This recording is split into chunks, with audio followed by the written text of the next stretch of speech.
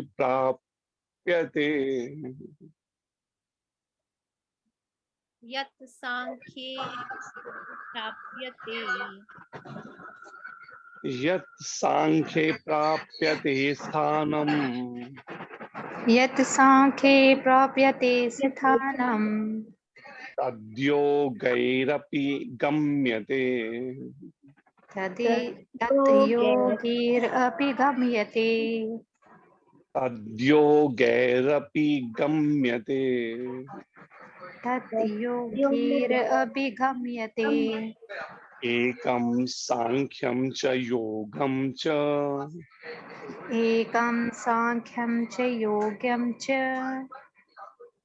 एकं सांख्यं च योगं च एकं सांख्यं च योग्यं च योग्यम नहीं है, योगम है, योगम। योगं च यह पश्यति स पश्यति।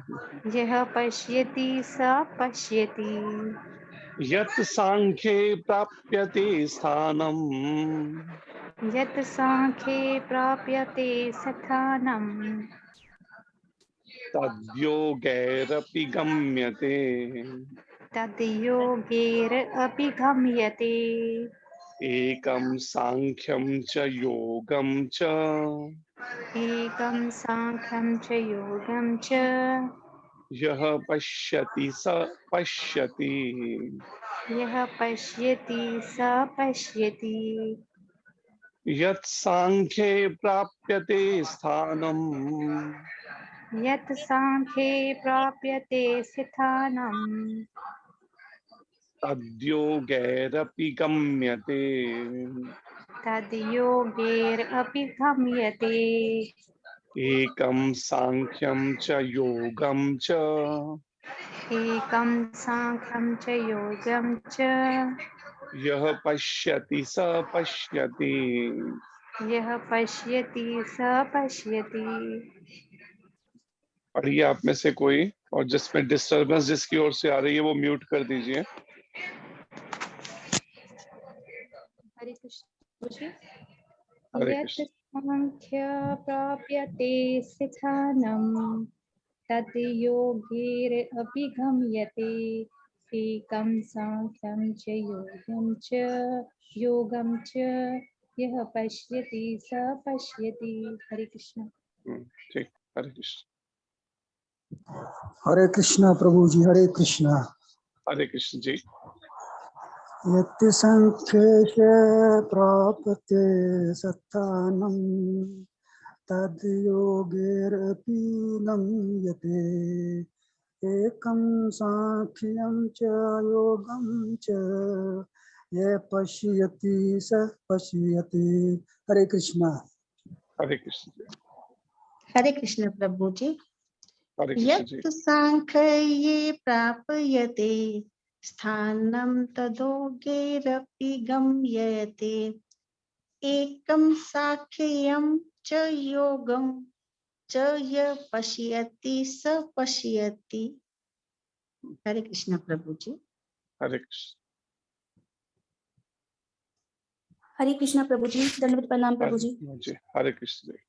यत् सांख्ये प्राप्यते स्थानं तद्योगैरपि गम्यते। एकं सांख्यं च योगं च यः पश्यति स पश्यति। हरे कृष्ण प्रभु जी। ठीक, हरे कृष्ण जी। हरे कृष्ण प्रभु जी। दंडवत प्रणाम हरे प्रभु जी। कृष्ण। हरे कृष्ण। यत् सांख्य प्राप्यते स्थानं तत् योगैरपि गम्यते।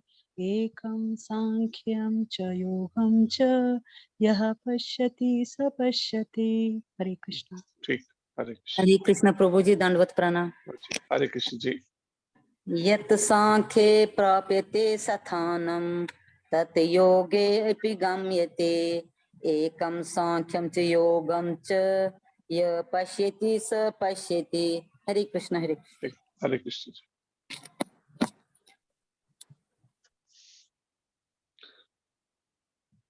अनुवाद दोहराइए। जो यह जानता है कि जो यह जानता है कि विश्लेषणात्मक अध्ययन द्वारा विश्लेषणात्मक अध्ययन द्वारा सांख्य द्वारा सांख्य द्वारा प्राप्य स्थान प्राप्य स्थान भक्ति द्वारा भी भक्ति द्वारा भी प्राप्त किया जा सकता है, प्राप्त किया जा सकता है, और इस तरह जो सांख्य योग तथा भक्ति योग को एक समान देखता है, वही वस्तुओं को यथा रूप में देखता है। तात्पर्य अर्चनीय वंदनीय भ्राता स्मरणीय जगदुशील प्रभुपाद महाराज की जय। श्री गुरु महाराज की जय। तात्पर्य पढ़िए आप में से कोई भक्त। जी, अनुराधा माता जी पढ़ेंगे। हरे कृष्णा। हरे कृष्ण। दार्शनिक शोध का वास्तविक उद्देश्य जीवन के चरम लक्ष्य की खोज है। चूंकि जीवन का चरम लक्ष्य आत्म साक्षात्कार है, अतः इन दोनों विधियों से प्राप्त होने वाले परिणामों में कोई अंतर नहीं है। सांख्य दार्शनिक शोध के द्वारा इस निष्कर्ष पर पहुंचा जा सकता है कि जीव भौतिक जगत का नहीं अपितु पूर्ण परमात्मा का अंश है। फलतः जीवात्मा का भौतिक जगत से कोई सरोकार नहीं होता। उसके सारे कार्य परमेश्वर से संबंध होने चाहिए। जब वह कृष्ण भावना मृतवश कार्य करता है, तभी वह अपनी स्वाभाविक स्थिति में होता है। सांख्य विधि में मनुष्य को पदार्थ से विरक्त होना पड़ता है और भक्ति योग में उसे कृष्ण भावना भावित कर्म में आसक्त होना होता है। वस्तुतः दोनों ही विधियां एक है, यद्यपि ऊपर से एक विधि में विरक्ति दिखती है और दूसरे में आसक्ति है। जो पदार्थ से विरक्ति और कृष्ण में आसक्ति को एक ही तरह देखता है, वही वस्तुओं को यथा रूप में देखता है। हरे कृष्ण प्रभु। हरे कृष्ण जी। तो ये आज का श्लोक है 5वें अध्याय का 5वां श्लोक, जिसमें भगवान श्री कृष्ण कहते हैं अर्जुन को कि जो यह जानता है कि विश्लेषणात्मक अध्ययन का दूसरा अर्थ है एक तरह से सांख्य दर्शन के नजरिए से कह लीजिए, या सांख्य दर्शन के माध्यम से इस संसार को, सृष्टि को समझने का प्रयास करना, या ईश्वर से अपने संबंध को समझने का प्रयास करना। भगवान कृष्ण कहते हैं कि सांख्य द्वारा जो प्राप्य स्थान, अर्थात सांख्य द्वारा जिस अवस्था तक आप प्राप्ति कर सकते हैं आध्यात्मिक जीवन में, या अध्यात्म आपके सोचने के तरीका, भक्ति द्वारा भी वो अवस्था प्राप्त की जा सकती है। और इस तरह जो सांख्य योग और भक्ति योग को एक समान देखता है, वही वस्तुओं को यथा रूप में देखता है। और फिर भगवान कृष्ण कहते हैं दोनों को एक समान देखना। सामान्यतः बहुत विरले ही होंगे कोई साधक, खासकर जैसे प्रभुपाद जी जैसे या गुरु महाराज जैसे, जो इस तरीके से जो यहाँ पर भगवान कृष्ण बता रहे हैं इसको समझ सकें कि वास्तव में सांख्य योग और भक्ति योग एक समान है, दोनों में कोई अंतर नहीं है। और जब तक इस तरह की उनकी विचारधारा नहीं है, सोच नहीं है, तब तक संभव नहीं है कि वो सभी वस्तुओं को इस संसार की वैसे का वैसे समझ सके जैसा है। कैसा है? जैसा पहले भी वर्णन आ रहा है कि ये संपूर्ण ब्रह्मांड और इस संसार में जो कुछ भी है वो सब जड़ पदार्थों से बना हुआ है या पंच महाभूत से बना हुआ है। और एक समय ये सभी जो दिखाई दे रहा है जड़ जगत, भौतिक जगत, उन्हीं पंच महाभूत में विलीन हो जाएगा। और ये शरीर भी जब इनके अग्नि संस्कार किया जाता है तो भी वे पंच महाभूत में ही विलीन हो जाते हैं। या फिर जिनका अग्नि संस्कार नहीं करते, जिसको दफना देते हैं, तो परिणाम में वो भी उन्हीं पांच में ही आते हैं। अग्नि, जल, वायु, पृथ्वी, पृथ्वी के अंदर कर देते हैं। तो और बाकी तत्व अपने अपने उनमें विलीन हो जाते हैं। तो यहाँ पर प्रभुपाद जी बहुत सुंदर तरीके से इसको समझा रहे हैं कि हम किस तरह से इस बात को कि सांख्य योग और भक्ति योग एक समान है, ये देखना, ये दृष्टिकोण हमारा कैसे आ सकता है, ये नजरिया कैसे आ सकता है, या इसको हम किस तरह से समझ सकते हैं। प्रभुपाद जी कहते हैं दार्शनिक शोध, जैसे साइंटिस्ट करते हैं ना, वैज्ञानिक रिसर्च करते हैं, शोध करते हैं, या जिसे हिंदी में शोध कहते हैं, वैसे रिसर्च करना, बड़ी बड़ी लैब्स में और इसमें तरह तरह से रिसर्च करते हैं भौतिक इन पंच महाभूत से बनी वस्तुओं के प्रति, चीजों के प्रति। कभी एटम बम बनाने के लिए करते हैं, रिसर्च करते हैं, कभी कुछ और सूर्य से जो आवाज आ रही है उसको समझने के लिए रिसर्च करते हैं। और कुछ नहीं मिलता तो फिर कोई ऐसा वायरस ही बनाना शुरू कर देते हैं, उस पर रिसर्च शुरू कर देते हैं, जैसे पीछे घटना घटी कोरोना वायरस वाली। तो यहाँ पर भी वर्णन है लेकिन थोड़ा डिफरेंट है, थोड़ा क्या, बिल्कुल ही की अलग। एक है केवल इस तरह की भौतिकतावादी जीवन शैली के लिए रिसर्च करना, शोध करना, और दूसरा है आध्यात्मिक जीवन को या इस भौतिक जगत के बारे में, इन कैसे ये संपूर्ण सृष्टि 24 तत्वों के मिश्रण से बनी है, इसके बारे में शोध करना, जो हमारे वैदिक शास्त्रों में भी वर्णन है, वेदों में है, उपनिषदों में है, वेदांत सूत्र जैसे ऐसे। तो प्रभुपाद जी कहते हैं कि जो ऐसे फिलोसफर हैं, दार्शनिक हैं, जब इस पर शोध करते हैं, सांख्य योग पर या सांख्य दर्शन के माध्यम से इस जीवन के बारे में या इस संसार के बारे में वास्तविक उद्देश्य जो उनका है, वास्तविक उद्देश्य जीवन के चरम लक्ष्य की खोज है। भले देखने में लग रहा हो कि वो इन 24 तत्वों के बारे में इसको अच्छे से समझना चाहते हैं कि कैसे ये जड़ सृष्टि बनी है, लेकिन उसके पीछे मुख्य उद्देश्य, चरम लक्ष्य क्या है, उनकी खोज है वास्तविक उद्देश्य के लिए। और वो वास्तविक उद्देश्य क्या है? वास्तविक उद्देश्य है कैसे जन्म मृत्यु जरा व्याधि के चक्र से मुक्ति मिल सके हमेशा के लिए, या हम ईश्वर को प्राप्त कर सकें, या फिर हम आत्म साक्षात्कार कर सकें, उस आत्मा का को ठीक से समझ सकें, जान सकें। प्रभुपाद जी कहते हैं चूंकि जीवन का चरम लक्ष्य आत्म साक्षात्कार है, जो बताया ना, यह वास्तविक उद्देश्य, प्रभुपाद जी कहते हैं कि वास्तव में जीवन का जो चरम लक्ष्य है, जैसे कई लोग अपने जीवन का लक्ष्य क्या बना लेते हैं कि हाँ मुझे पीएचडी करनी है, या डॉक्टर, इंजीनियर या साइंटिस्ट बनना है, या कोई सोचता है मुझे तो गृहस्थी बनना है।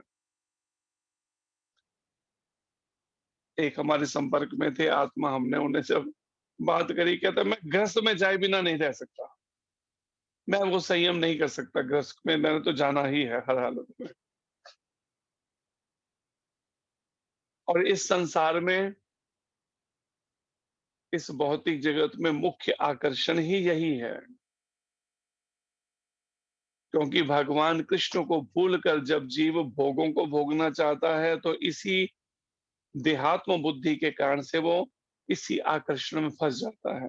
पुरुष का स्त्री के प्रति, स्त्री का पुरुष के प्रति आकर्षण, और यही इस संसार में बंधन एक तरह से बांधे हुए है जीवों को, सबको फंसाए हुए। और परिणाम, वो जीवन के चरम लक्ष्य को सामान्यतः लोग भूल जाते हैं। और वो चरम लक्ष्य यहाँ पर प्रभुपाद जी कहते हैं आत्म साक्षात्कार। आत्मा का, जिस आत्मा की उपस्थिति के कारण ये शरीर में सभी इंद्रियां, मन, दिमाग कार्य कर रहा है, उस आत्मा की चेतनता के कारण से, उस आत्मा से जो शक्ति मिल रही है, उस शक्ति से वो आंखें देख पा रही हैं, कान सुन पा रहे हैं, मुंह बोल पा रहा है, हम कोई सब खाने पर स्वाद का अनुभव कर पा रहे हैं, सर्दी गर्मी का अनुभव कर पा रहे हैं। और जैसे ही ये आत्मा शरीर को छोड़ देगी, सारे ये शरीर बिल्कुल जड़वत हो जाएगा, फिर इसे कोई सर्दी गर्मी का भूख प्यास कुछ नहीं। अब विचार कीजिए कि जिस दिन से लेके रात तक हमारी पूरा जीवन केवल इसी शरीर के रख रखाव में ही व्यस्त है, और परिणाम एक तरह से हम शरीर को ही अपनी वास्तविक पहचान माने हुए हैं। इसलिए सामान्यतः जब तक किसी की आध्यात्मिक उन्नति नहीं होती, वो केवल अपनी शारीरिक आवश्यकताओं की पूर्ति को ही जीवन का चरम लक्ष्य मान बैठता है, या फिर अपने गृहस्थ जीवन को चलाते हुए अपनी आवश्यकताओं की पूर्ति को ही चरम लक्ष्य मान लेता है। इसलिए फिर वो सारी बातें भूलकर धर्म क्या है, इंद्रियों का संयम क्या है, या फिर इस तरह की सारी बातें भूल जाता है। उसको तो बस एक ही बात समझ आती है, येन केन प्रकारेण, कैसे भी मुझे, मैं, मेरी पत्नी, मेरे बच्चे या परिवार, या फिर और थोड़ा विस्तृत समझ हो गई तो समाज, सोसाइटी, और थोड़ा बढ़ गया तो देश, और कुछ बढ़ गया तो विश्व। लेकिन चरम लक्ष्य मेरा ये, ऐसा मान्यता बना के बैठ जाता है। लेकिन वास्तव में प्रभुपाद जी कहते हैं जीवन का चरम लक्ष्य तो ये नहीं है कि केवल मैं 2 टाइम की रोटी कमा लूं, खुद की और परिवार की उन सब भौतिक आवश्यकताओं की पूर्ति कर लूं, या कुछ अधिक और लग्जरियस जीवन, सुख सुविधा पूर्ण जीवन का भोग कर लूं। ये सब से हमें आत्मा को जानने में मदद नहीं मिलेगी।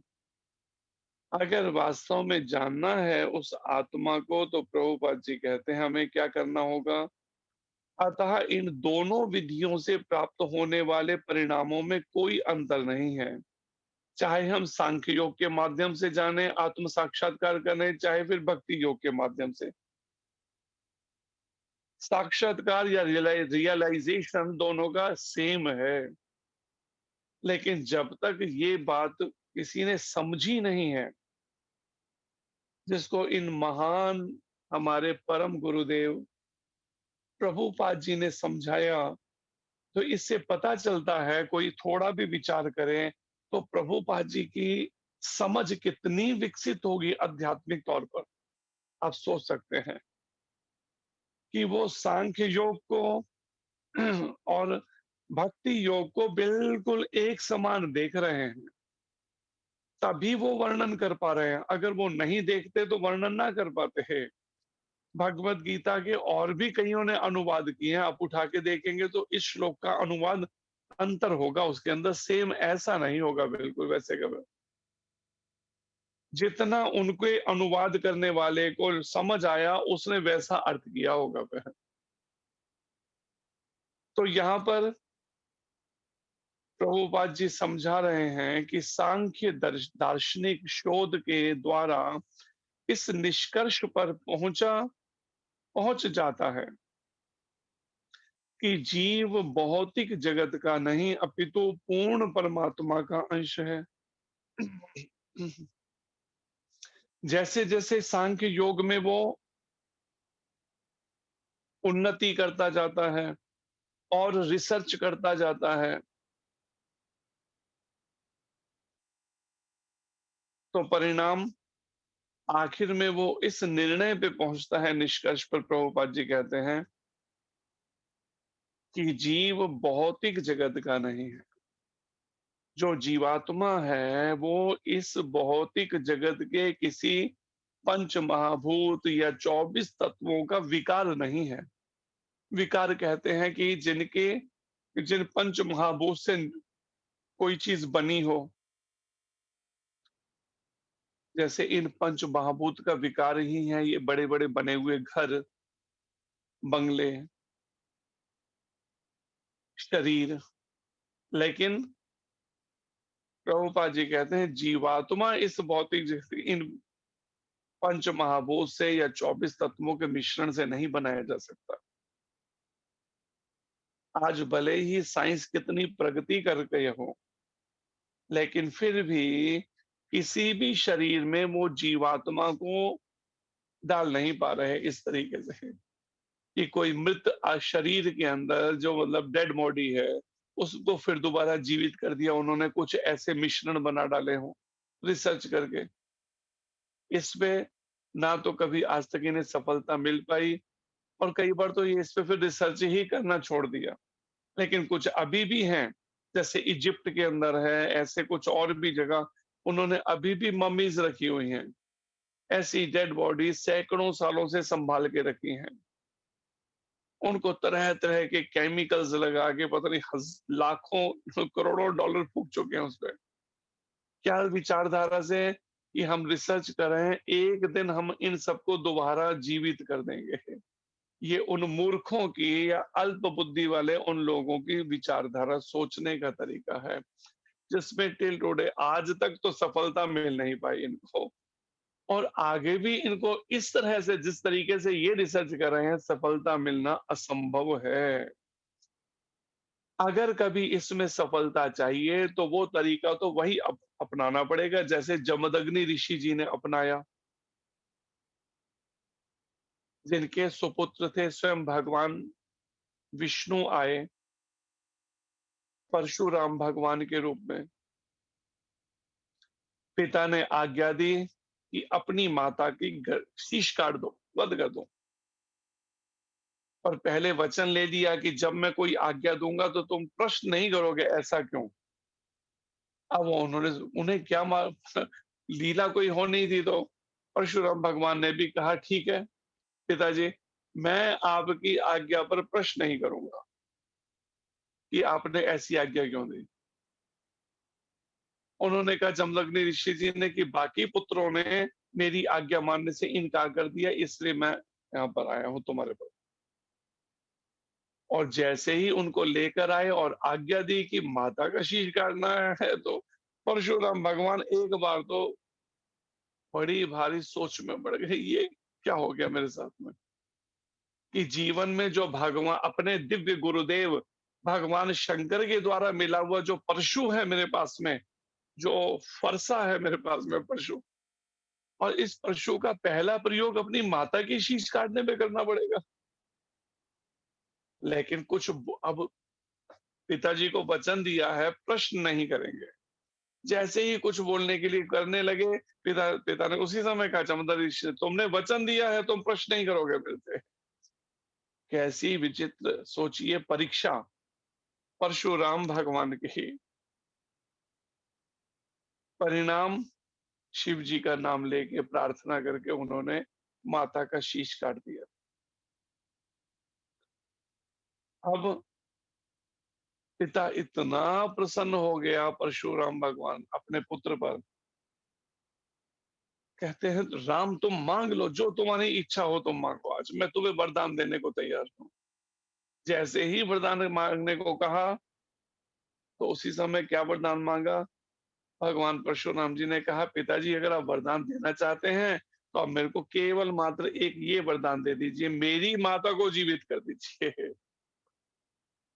अब जैसे ही जमदग्नि ऋषि जी कुछ बोलने को हुए, परशुराम भगवान ने उस समय, पिताजी मैंने आपसे प्रश्न नहीं किया था इस बारे में कि आपने ये आज्ञा क्यों दी, इसलिए आप भी प्रश्न नहीं करिए मेरे से। जो मैंने आपने वचन कहा कि वर मांगने को, मैंने वर मांगा है वरदान, आप मेरे वरदान को पूरा कर बस दे दीजिए।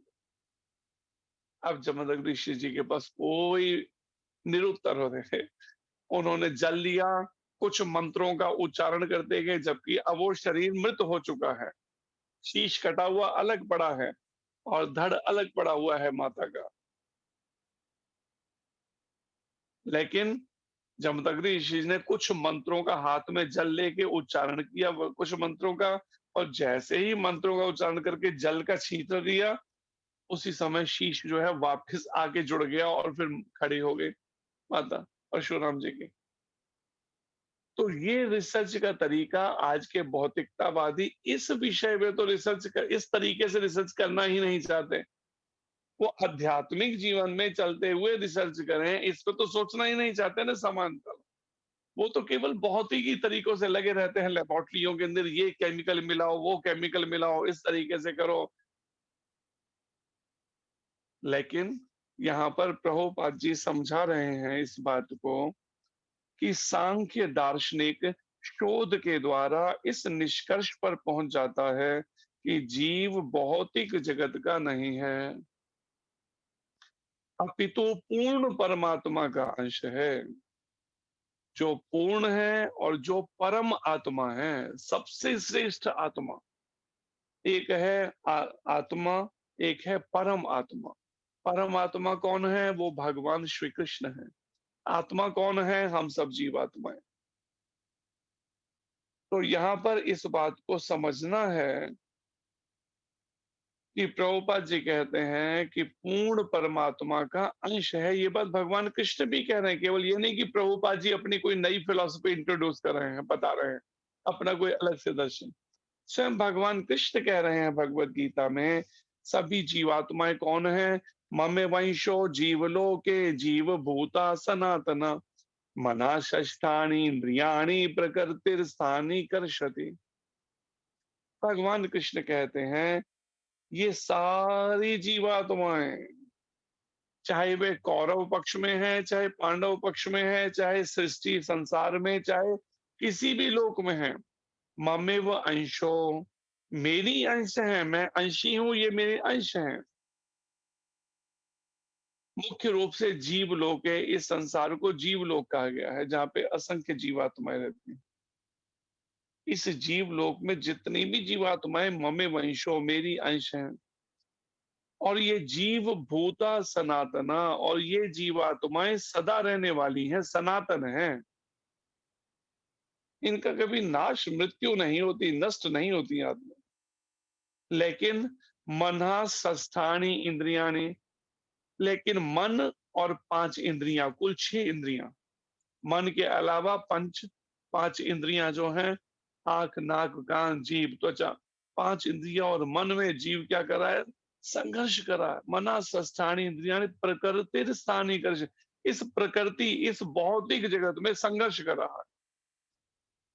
कभी किसी रिश्ते को निभा रहा है, कभी किसी संबंध को निभा रहा है, कभी शरीर की ही सेवा करने में लगा है, कभी मन की इच्छाओं की पूर्ति में लगा है, कभी अनेक तरह के भोग भोगने में लगा, बस इसी में ही संघर्ष कर रहा है। इससे बाहर निकल ही नहीं पा रहा कि इससे अलग, इस इंद्रियों के तर्पण से अलग मेरा एक शाश्वत जीवन भी है, जो है भगवान श्री कृष्ण की नित्य सेवा में, उनके धाम में रहना, गोलोक वृंदावन धाम में अथवा वैकुंठ लोकों में रहना। ये बात जब हम लगते हैं ना अहंता और ममता के कारण, संबंध निभाने में, उस समय सारी बातें भूल जाते हैं। या फिर अहंता के कारण अपनी शरीर की आवश्यकताओं की पूर्ति के लिए, अपने देहात्म बुद्धि के कारण, मान सम्मान के लिए या अनेक कारणों से हम बार बार इस बात को भूल जाते हैं कि वास्तव में इस भौतिक जगत से मेरा कोई संबंध नहीं है। जीव भौतिक जगत का नहीं अपितु पूर्ण परमात्मा का अंश है, ये बात ही भूल जाती है। 24 घंटे में कितनी बार ये बात भूलते हैं, आप सोच के देखिए। रात को सोने से पहले ही बैठ जाइए, आंखें बंद करके थोड़ा सा विचार कीजिए, आज दिन में कितनी बार मैं ये बात को भूला कि इस भौतिक जगत से मेरा कोई रिश्ता नहीं है, संबंध, और अपितु मेरा पूर्ण परमात्मा भगवान श्री कृष्ण का मैं अंश हूँ।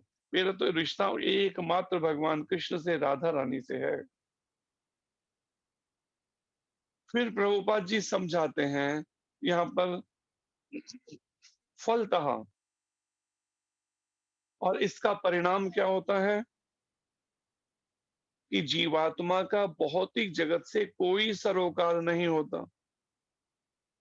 अब विचार कीजिए, सुबह उठने से लेके रात के सोने से लेके 24 घंटे की एक्टिविटीज जो हमारी हैं, वो सब की सब केवल एकमात्र केंद्रित हैं इस भौतिक संसार से संबंधित करके। कुछ का कर्म कर रहे हैं हम शरीर के लिए, कुछ कर्म कर रहे हैं परिवार को अपना मानकर, पत्नी बच्चों को, पति बच्चों को, माता पिता को, अनेक संबंध निभाने हैं।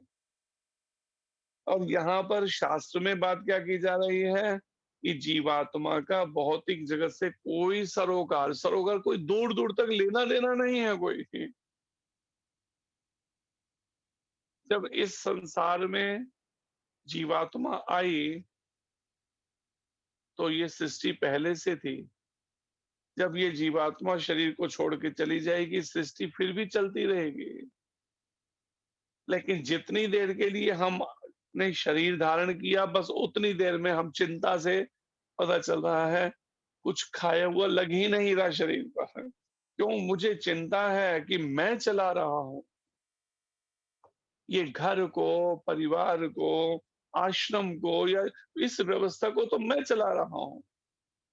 जबकि सच्चाई ये है, जब मैं नहीं था तब भी ये आश्रम चल रहा था, जब मैं नहीं रहूंगा तो भी ये आश्रम चलेगा, जब हम नहीं थे तब भी ये घर परिवार चल रहे थे।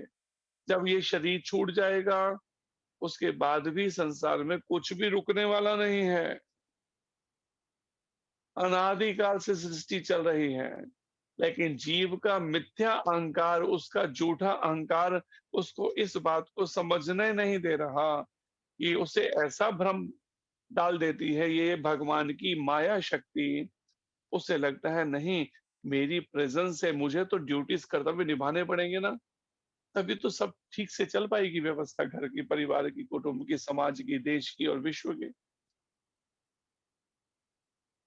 तो यहाँ पर इस विचारधारा जो यहाँ पर भगवान कृष्ण बता रहे हैं, अपनी उस सोचने के तरीके को बदलना पड़ेगा अगर मुक्ति चाहते हैं तो। हाँ, अगर नहीं चाहते मुक्ति तो फिर तो जैसा जीवन जी रहे हैं वैसा भी उचित ही है, क्योंकि उसके बाद फिर दोबारा अपने अपने कर्म फलों से जो भी 84 लाख योनियों में जैसी भी योनि शरीर मिलेंगे ले ले। लेकिन ये मुख्य रूप से उनके लिए है भगवद गीता का ज्ञान, जो अपने इस जीवन को इस तरह से जिए कि अंत समय में जन्म मृत्यु के चक्र से छुटकारा मिल सके। तो यहाँ पर जैसे एक संत कहते हैं ना कि संसार में रहना कोई बुरा नहीं है, लेकिन संसार को मन में बसा लेना गलत है, बुरा है। इसलिए जो यहाँ पर वर्णन है इसको इस तरह से समझना पड़ेगा, भले हम जहां जैसी भी परिस्थितियों में रह रहे हैं, उन परिस्थितियों में रहते हुए भी भले हम कुछ कर्तव्य निभा रहे हों, कुछ कार्य, उन सबको करते हुए भी मन के मेरे सोचने का तरीका ये होना चाहिए। क्या होना चाहिए कि जीवात्मा का भौतिक जगत से कोई सरोकार नहीं होता, इसलिए मुझे इस संसार में, परिवार में, कुटुंब में, घर गृहस्थी में, बैंक बैलेंस में कहीं भी आसक्ति नहीं बनानी, अटैचमेंट नहीं, आसक्त नहीं हो जाना। उसके सारे कार्य परमेश्वर से संबद्ध होने चाहिए।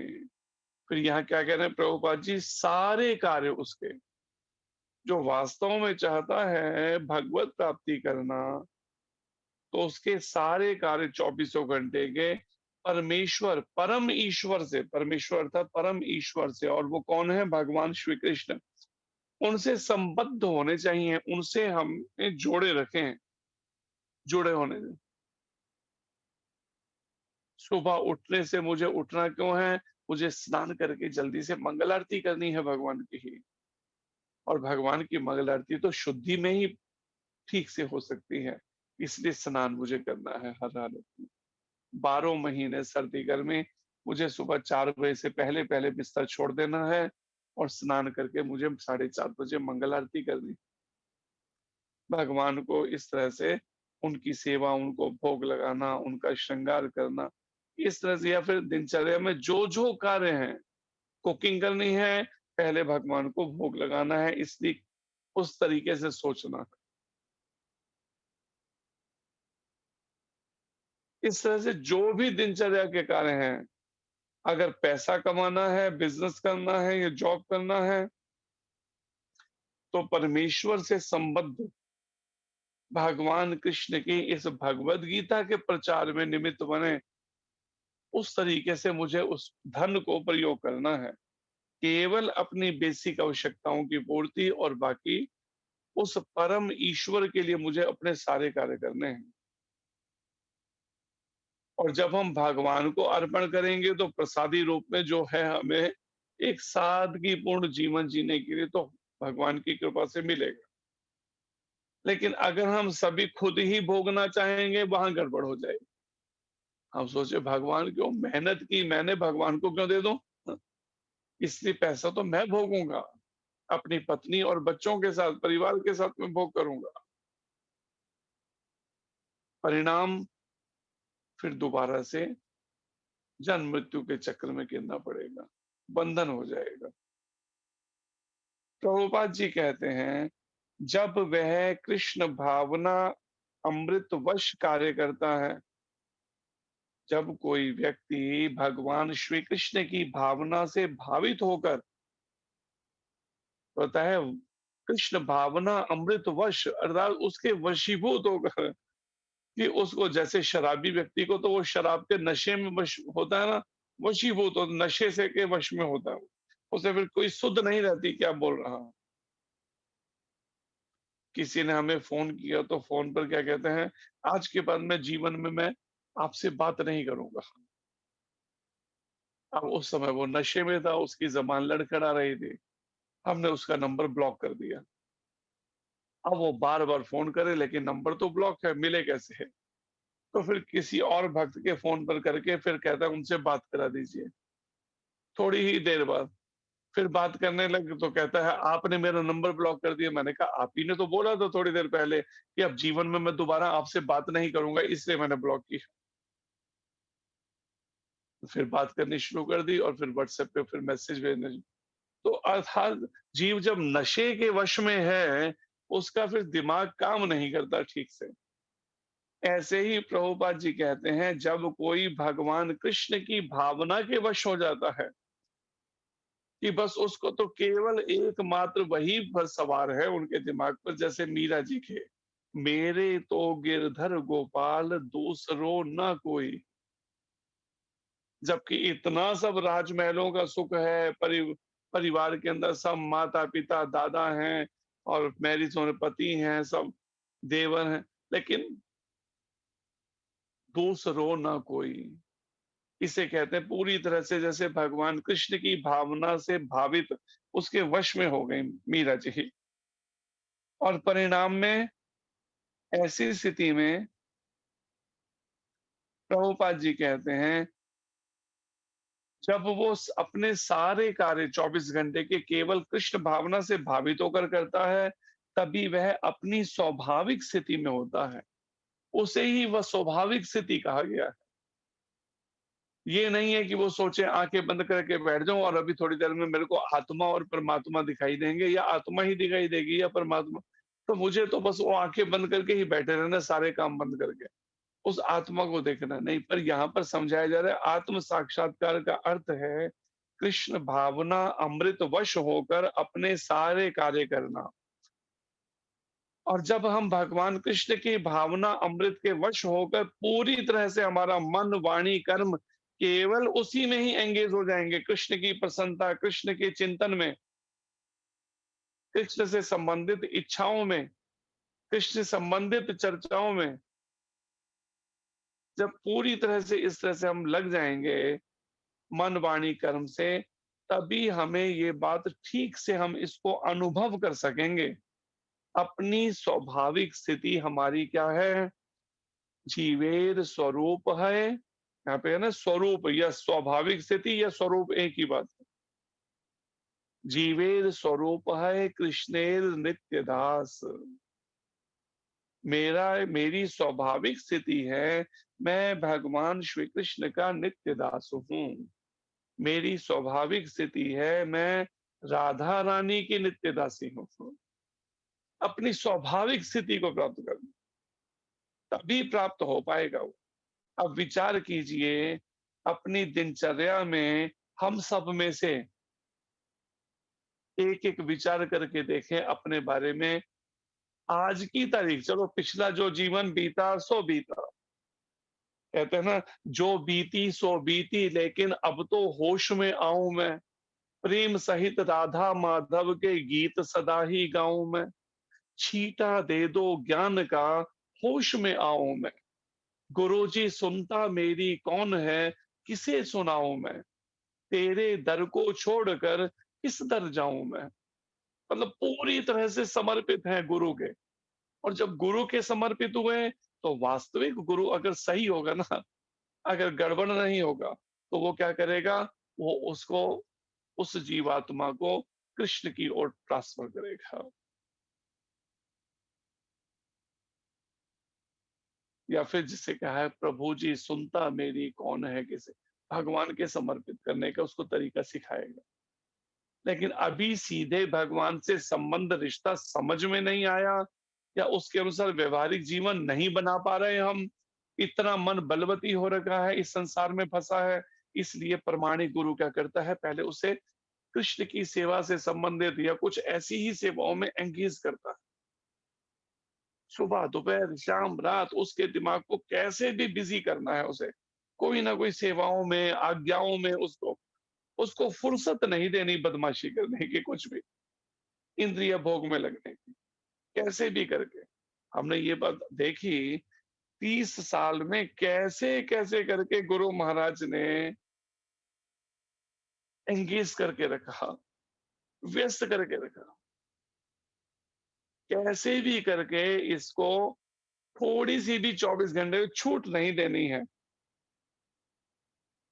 रात को भी जानबूझकर क्या करना, लीला कर रहे हैं गुरु महाराज की, हाँ ऐसा करो मेरे को ये चैतन्य चरितामृत सुना सकते हो। दिन भर नहीं कहेंगे चैतन्य चरितामृत सुनाओ, कभी कह भी देंगे, लेकिन रात्रि होने लगी तो अब कह रहे, कुछ समय ऐसा भी था क्या चैतन्य चरितामृत सुनाओगे, कुछ ऐसा सुना सकते हो कोई कोई तुम्हें। अब हमने कोई, हमें भी सुनाने की रुचि, हम भी ढूंढ कर लाते कोई ग्रंथ उठाकर महाराज जी के रूम के अलमारी में से, और फिर सुनाना शुरू करते, पता चला 9 से 9:30 बजे, 10 बजे, 10:30 बजे, 11 बजे, 11:30 बजे, 12 बजे, अब 12 बजने जा रहे हैं। तो कभी कभी तो ऐसा होता था उनकी कृपा से कि नींद नहीं आती थी, तो महाराज फिर पूछते थे तेरे को सोना नहीं है क्या? हमने कहा जी माँ, जा सो जा, सुबह 3 बजे उठा देना, 2:30 बजे नॉक कर देना, के टाइम पे उठ के रेडी हो जाना। और कभी अगर झपकी लगने लगी तो परिणाम में केवल तभी भेजना, नहीं तो बैठाए रखना, पढ़ता रहे, सुनाता रहे, और आंखें बंद करके सुन रहे हैं, ये नहीं कि सो रहे, उसे सुन रहे हैं। तो यहाँ पर भी इस तरह का वर्णन है कि कृष्ण भावना अमृत वश कार्य करता है जब कोई, तभी वह अपनी स्वाभाविक स्थिति में होता है। जब तक कृष्ण भावना में कार्य नहीं होगा, अभी लग गए थोड़ी देर में अपने फिर कपड़ों के में खो गए, कृष्ण को भूल गए और केवल बस कपड़ों में, खाने में, सोने में, बस वहीं पे ही फिर दोबारा से डाइवर्शन आएंगे, फिर अपनी स्वाभाविक स्थिति भूल जाएगी, फिर वही भौतिक विचारधारा शुरू हो जाएगी। मैं तो पत्नी हूँ, मैं पति हूँ, बच्चे, माता पिता, परिवार, घर, फिर वही विचारधारा भौतिकतावादी। मैं इंडियन हूँ, मैं अमेरिकन हूँ, मैं ब्राह्मण हूँ, मैं क्षत्रिय हूँ। तो स्वाभाविक स्थिति में प्रभुपाद जी कहते हैं, अगर अपने को बनाए रखना चाहते हैं हम, तो हमें ये बात अच्छे से दिमाग में हर समय स्मरण रखनी होगी और इसके अनुसार फिर कर्म करना होगा, कार्य करने होंगे कि कृष्ण भावना अमृत वश कार्य करना होगा, सभी कार्य अपने। सांख्य विधि में मनुष्य को पदार्थ से विरक्त होना पड़ता है। अब प्रभुपाद जी बहुत सुंदर तरीके से बता रहे हैं कि सांख्य विधि क्या है। सांख्य विधि है, प्रभुपाद जी कहते हैं कि ये जो पदार्थ, जो पंच महाभूत या 24 ये तत्व जो पहले भी बताए गए, 5 ज्ञानेंद्रियां, 5 कर्मेंद्रियां, 5 इंद्रिय विषय, पंच महाभूत, मन, बुद्धि, अहंकार और प्रकृति के तीनों गुण, सत्वगुण, रजोगुण, तमोगुण, इन 24 तत्वों से के ये 24 जो पदार्थ हैं, तत्व हैं, इनसे अपने को विरक्त, पूरी तरह से इनके प्रति विरक्त हो जाए हम, इनके प्रति वैराग्य जाग जाए, या इनसे बनी वस्तुओं के प्रति या शरीरों के प्रति वैराग्य जाग जाए। अभी तो यही हो रहा है ना, पत्नी पति के शरीर में आ सकता है, पत्नी और पति जो है पत्नी के शरीर में आ सकता है, माता पिता का अगर शरीर मिले तो परिणाम में बच्चों के शरीर में आ सकता है। आत्मा से किसी को कोई नहीं जानता, लेकिन शरीरों के प्रति आसक्ति प्रबल है। और परिणाम यहाँ पर वर्णन है कि पदार्थ से विरक्त होना। पदार्थ का मतलब केवल बेटियां ही नहीं है, पदार्थ का मतलब वो सब शरीर भी हैं जो इन सब से बने हुए हैं, पंच महाभूत या 24 तत्वों से। तो सांख्य विधि है, मनुष्य को पदार्थ से विरक्त होना सिखाती है, बताती है। और भक्ति योग क्या है? भक्ति योग है कृष्ण भावना भावित कर्म में आसक्त होना, कि कृष्ण भावना से भावित होकर अपने सभी कर्म में आसक्ति बन जाए बस, फिर उसके अलावा और कुछ नहीं। कितना भी आप उसको कुछ कह लो, कितना भी डांट लो, फटकार लो, कुछ भी कर लो, वो भक्ति नहीं छोड़ेगा। जैसे रावण और कंस के समय में भी ऐसे थे, ऐसे साधु लोग थे। उनको कंस ने कहा कि तुम विष्णु का नाम लेना बंद कर दो, पर वो के साधु क्या कहता है, आप चाहे इस शरीर के टुकड़े कर डालो, इसको मार दो आप राजन, लेकिन हम भक्ति नहीं छोड़ने वाले, हम तो करेंगे ही भक्ति, चाहे इस शरीर को कुछ कर दो। ठीक ऐसे ही सिखों के जो 10 गुरु हुए, उनमें भी देखिए 9वें गुरु गुरु तेग बहादुर जी ने क्या, उस पर तपते हुए तवे पर बैठाकर नीचे आग जला दी, ऊपर गर्म रेत डालने लगे, उनको कहा कि तुम धर्म परिवर्तन कर लो, छोड़ दो भगवान को, तुम हमें हमारी बताई तरीके से मानना शुरू कर दो अल्लाह को। लेकिन वो नहीं माने हैं। उसके बाद तब उन्होंने क्या किया, शीश काट दिया, गर्दन काट दी। लेकिन गुरु तेग बहादुर जी टस से मस नहीं हुए। फिर 2 शहजादे, उनको दीवारों में सरहंद में चुनवा दिया गया। हम गए, गुरु माँ लेकर गए, हमें उस स्थान के दर्शन कराए सरहंद में। तो परिणाम उन्हें दीवारों में चुनवा दिया, लेकिन दोनों शहजादे, जो एक शायद 11 वर्ष के, एक 13 वर्ष के होंगे, लेकिन दोनों ने धर्म नहीं बदला। हाँ, क्योंकि धर्म है ही एकमात्र सनातन धर्म, और ये हमें गुरुजन सिखा रहे हैं, कैसी भी परिस्थिति में मैं धर्म नहीं अपना छोड़ने वाला। और परिणाम भले ही शरीर खत्म हो गया, लेकिन आत्मा तो उच्च लोगों की तरफ रवाना हो गई। इतना महान कुर्बानी देकर तो स्वर्ग आदि लोग तो बड़े आसानी से मिल जाएंगे, खेल खेल में ही मिल जाएंगे। तो यहाँ पर इसको समझना है कि अब कोई साधु महात्मा हैं, तपस्वी हैं, जंगलों में रहते हैं, हिमालय पर रहते हैं, चलो वो पदार्थों से विरक्त होने वाली जो तरीका है उसको भले वो अपना लें जीवन में, कि सारे इस, लेकिन जो लोग गृहस्थी में फंसे हैं, अब विचार कीजिए वो कैसे अपनाएंगे। अब उनको ये बात फिलॉसफी जो है वो पहले तो समझ ही आनी मुश्किल हो जाएगी कि इन शरीरों और घर से, परिवार से, पूरी तरह से समाज से अपने को विरक्त कर दिया जाए। तो इसलिए भगवान कृष्ण दूसरा भी एक और तरीका बता रहे हैं। उसमें क्या है, आप ठीक है मत छोड़िए कुछ भी, ना घर छोड़िए, ना परिवार छोड़िए, ना अपना बैंक बैलेंस छोड़िए, ना कुछ भी, लेकिन इतना तो जरूर करिए कि हर कार्य कृष्ण की प्रसन्नता के लिए करिए। कम से इतना तो करो, फिर अपना हर कर्म कृष्ण के लिए करना कि करो, कृष्ण जिससे प्रसन्न हो वो करना है मुझे। इतना भी करा तो भी इक्वल वही बात होगी कि उसको भौतिक तरीके से सोचने के प्रति वैराग्य हो जाएगा। हाँ, फिर वो आम लोगों की तरह रेस्टोरेंटों में खाना शुरू नहीं कर देगा, बाजार में नहीं खाएगा, क्योंकि उसे पता है कृष्ण को ये भोग नहीं लग सकता, बाजार का अशुद्धि से बना, इसलिए मैं नहीं खाने वाला। एक माता हमें फोन करके कहती है, मैं शादी में गई, लेकिन वहां शादी में जाके मैंने नहीं खाना, हाँ वहां पर उनका नहीं खाया मैंने। लेकिन वहीं पे दूसरी माता कहती, नहीं रिश्ता तो अब निभाना पड़ता है ना, इसलिए शादियों में खाना। लेकिन दूसरे ने कहा हमने नहीं खाना। हाँ। तो ये बात को समझना है इस बात से कि ठीक है हम जहां जैसी परिस्थितियों में हैं, अभी परिस्थितियों में से हम निकल अलग नहीं हो सकते, तो ठीक है कृष्ण भावना भावित कर्म करने में आसक्त हो जाएं। पूरी आसक्ति इस बात से कि कृष्ण से संबंधित ही जो होगा वही कर्म करेंगे हम तो। वस्तुतः दोनों ही विधियां एक हैं, वास्तव में देखा जाए तो दोनों एक हैं, लेकिन जिनकी समझ अभी इतनी विकसित नहीं है, परिणाम में उनके मन में दुविधा रहेगी। जो अल्प बुद्धि हैं या जो मूर्ख हैं, जो पिछले श्लोक में वर्णन था, जो मूर्ख या अल्प बुद्धि वो नहीं समझ, अज्ञानी लोग नहीं समझ पाएंगे इस बात को। वस्तुतः दोनों ही विधियां प्रभुपाद जी कहते हैं एक है, और भगवान कृष्ण भी ये बात कह रहे हैं आज के श्लोक में। यद्यपि ऊपर से एक विधि में क्या है, विरक्ति दिखती है, सब कुछ छोड़ के वैराग्य ले लेना, चले जाना हिमालय पर जंगलों में, और दूसरी दिखती है बिल्कुल आसक्त ही हो जाना, अटैच ही हो जाना। लेकिन अटैचमेंट किसके लिए? कृष्ण के लिए, कृष्ण की सेवा के लिए, कृष्ण में लगाने के लिए, अपने भोगने में नहीं। कृष्ण का नाम लेके फिर खुद नहीं भोगना है, फिर ये नहीं सोच बनानी है।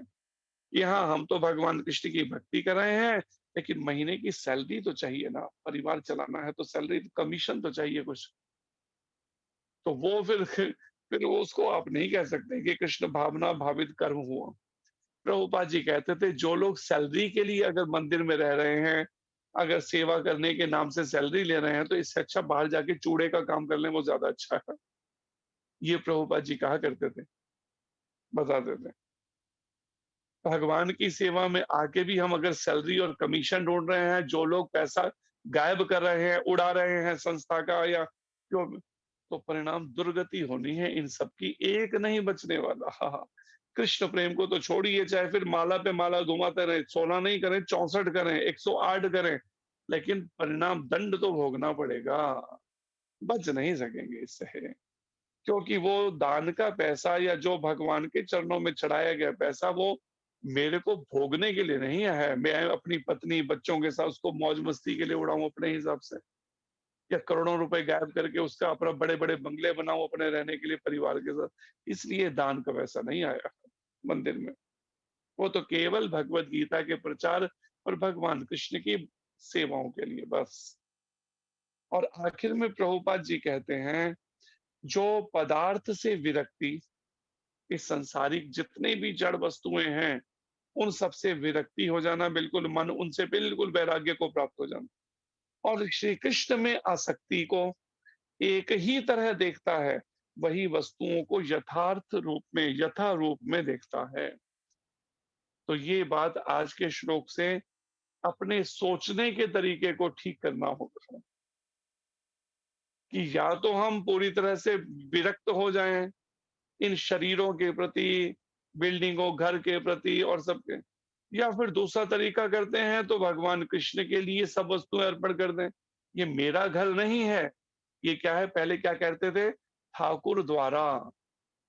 घर में सबसे पहले तो एक कमरा रखते थे या एक ऐसा स्थान घर में रखते थे जो केवल भगवान कृष्ण का मंदिर है। एक माता ने अपने घर के अंदर एक कमरे को मंदिर बना रखा है और बाहर लिख के वो लगा रखा है, बिना नहाए इसमें कोई नहीं घुसेगा, साफ लिखा है। अगर घुसेगा तो गड़बड़ होगी और परिणाम में किसी ने कभी गलती की, उसको कुछ ऐसे बुरा सपने आए होंगे। तो जब उन्होंने बताया, वो कहते इसीलिए तुम बिना नहाए घुसने का वगैरह होगा उसको। तो परिणाम इस बात को समझना है कि वो फिर ठाकुर द्वारा, वो कृष्ण भगवान का, और वो सब जो संबंध जिसको अभी तक मैं अपने मान रहा था, मेरी पत्नी, मेरे बच्चे, मेरा घर, मेरा, अब वो क्या है, वास्तव में वो कृष्ण का है परिवार। वसुधैव कुटुंबकम, भगवान कृष्ण का परिवार है। इसलिए मुझे उनके साथ कैसा व्यवहार करना है, भगवत गीता में भगवान कृष्ण जिनका परिवार है वो भगवान बता रहे हैं। भगवत गीता के माध्यम से पहले समझो इनसे कैसा व्यवहार करना है। ये नहीं है कि कृष्ण का परिवार है इसलिए दुर्योधन को बदमाशी करने दो, कृष्ण का परिवार इसलिए शकुनी को बदमाशी करने दो ना। कृष्ण के परिवार में कृष्ण की बताई आज्ञाओं से जीना है, परिवार में रहना है।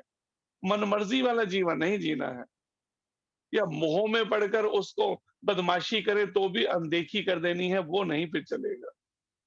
भगवत गीता को इसलिए समझना जरूरी है कि उसके अनुसार अपना जीवन भी ढाला जाए और परिवार में और अन्य संबंधियों से भी वैसा ही गीता के अनुसार व्यवहार करने का अभ्यास करना है। अगर ऐसा करेंगे तो हमारा मुक्ति का पथ प्रशस्त हो सकेगा, पक्का हो सकेगा। अगर हम अहंता और ममता में फंस गए, देहात्म बुद्धि में और संसारिक पारिवारिक मोह में फंस गए, संसार की किसी भी भौतिक जड़ वस्तु के, परिणाम में फिर आवागमन प्रतीक्षा कर रहा है, जन्म मृत्यु का चक्र, उससे बच नहीं पाएंगे। इच्छा हमारी है। इसलिए कृष्ण भावना भावित कर्म करने से पहले हमारा कृष्ण के प्रति चिंतन बना रहे। इसलिए चैतन्य महाप्रभु कहते हैं, कीर्तनिया सदा हरि, नाम गाने सदा रुचि। सदा निरंतर भगवान कृष्ण के हरे कृष्ण कृष्ण कृष्ण हरे हरे, हरे राम राम राम हरे हरे महामंत्र का निरंतर जप कीर्तन में अपने जीव को एंगेज करके रखो, लगा के रखो। और कानों से सुनो, मुंह से बोलना, कानों से सुनना, इस महामंत्र को निरंतर। काम की बात की मंत्र शुरू, काम की बात की मंत्र शुरू। इस तरह से अभ्यास करेंगे तो मन धीरे धीरे धीरे धीरे कृष्ण भावना भावित कर्मों में भी लग जाएगा। लेकिन अगर मंत्र नहीं कर रहे रेगुलर तो परिणाम में बार बार हम भूल जाएंगे कि कृष्ण भावना भावित कर्म करना है या कृष्ण भावना अमृत वश सारे कार्य करने हैं। हरे कृष्णा। धन्यवाद आप सबको। कोई प्रश्न हो तो कर सकते हैं मुझसे।